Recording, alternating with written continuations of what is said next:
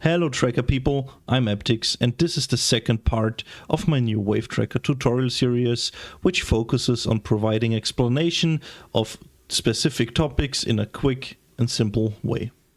Today we will talk about the very basics of instrument creation and selecting your wave you want to use in your instrument.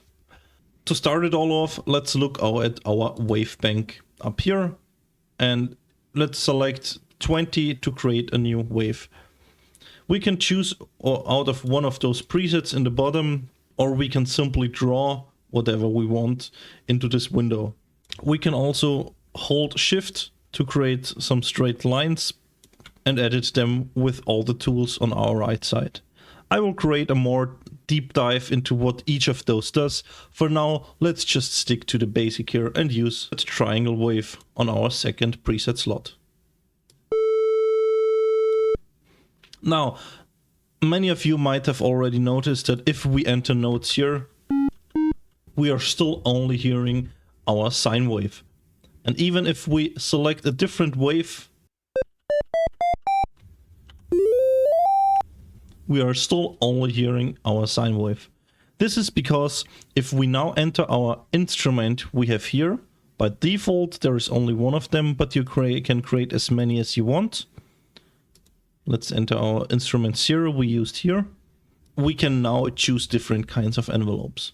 It might be a bit confusing because in essentially every other software, envelope is always a change of a specific value over time. But in Wavetracker we can also use envelopes to manipulate specific values for whenever the instrument is playing without any time involved.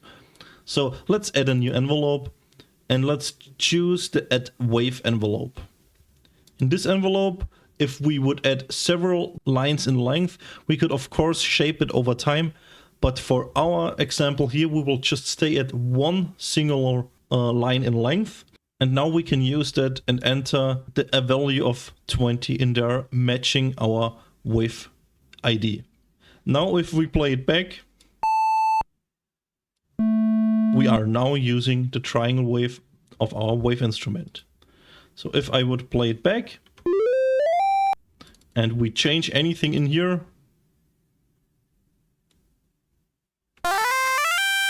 it is now always pointing at the wave 20 when we play the instrument 00. You can of course use different lengths for your instruments, but I think for the beginning it's best to just stick to the length of 1 and use that slider to assign a specific wave to your current instrument.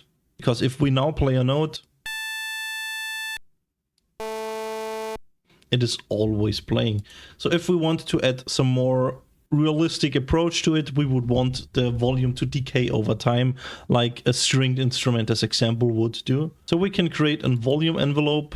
And now let's just draw a little shape we want the sound to follow over time.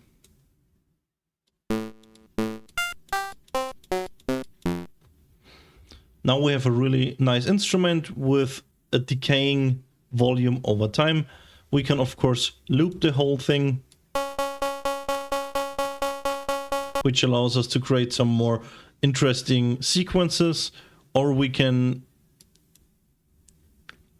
finish the whole envelope with still volume playing, which allows us to keep a little bit of sustain when playing the note. This covers the most important basics for creating instruments, and I will create additional tutorials for the wave pages and editing waves and the more complex wave envelopes in the instrument section. I hope you liked the video. It would be great if you commented on what you would like to see next. And of course, leave a sub and a like. Thank you very much and see you on the next one.